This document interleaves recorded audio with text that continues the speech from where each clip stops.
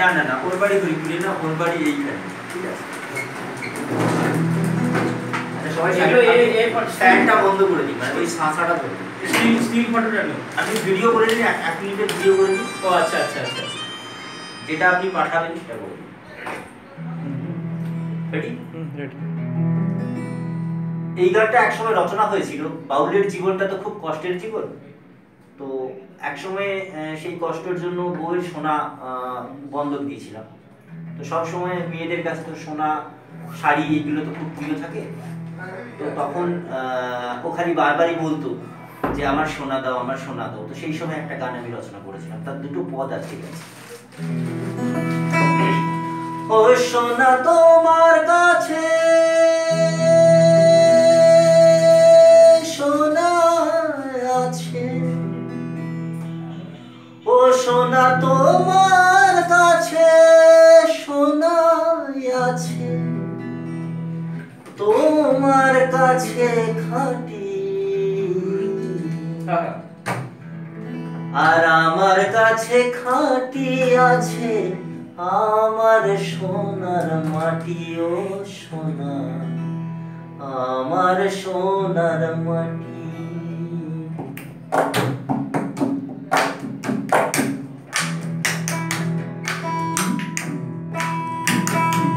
ও সোনা তোমার কাছে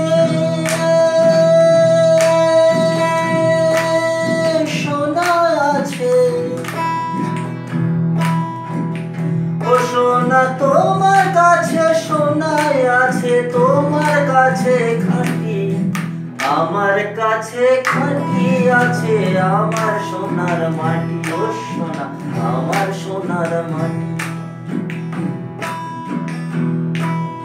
মরলে সোনা মাটি হবে, পুড়ে হবে ছাই,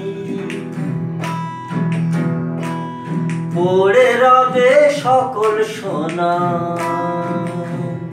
ওই গঙ্গা নেবে ঠাই। মরলে সোনা মাটি হবে, পড়ে হবে ছাই, আর পড়ে রবে সকল সোনা গঙ্গা নেবে ঠাই। ও জীবের যাওয়া আসা নদীর ভিতর, ও জীবের যাওয়া আসা নদীর ভিতর, খেপা তুই যাবি কি করে?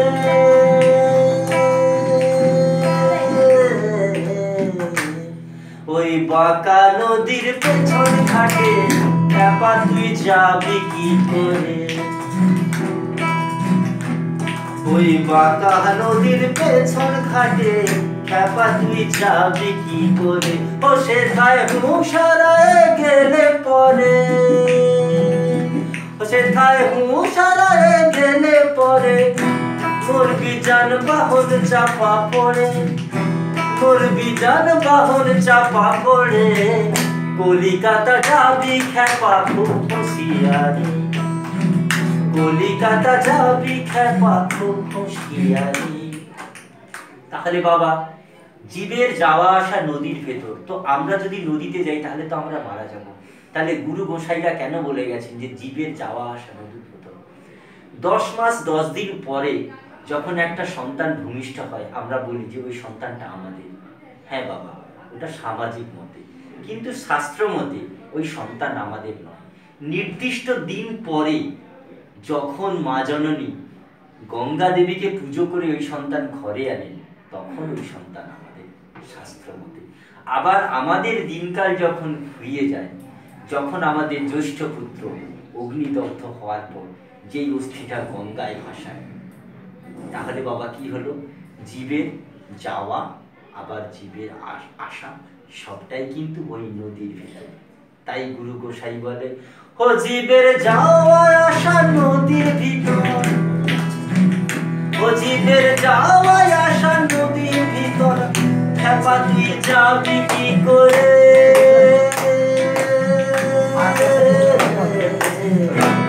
ওই বাঁকা নদীর পেছন ঘাটে খেপা তুই যাবি কি করে? ও সেথায় হুঁশারা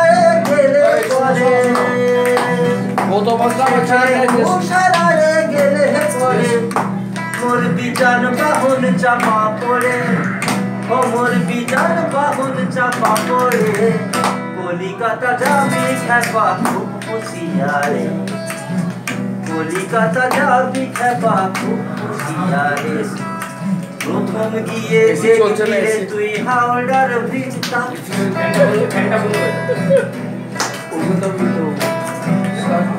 প্রথম গিয়ে দেখবি তুই হাওড়ার।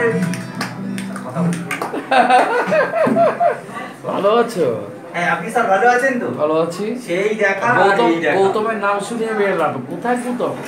বলছে আমাকে বললো মানে অসিত পাড়ির ভাগ্নের তো। বলছে কি ব্যাপার? না আপনি একটু চলুন। গৌতমের প্রোগ্রাম এখানে হচ্ছে, কোথায় হচ্ছে?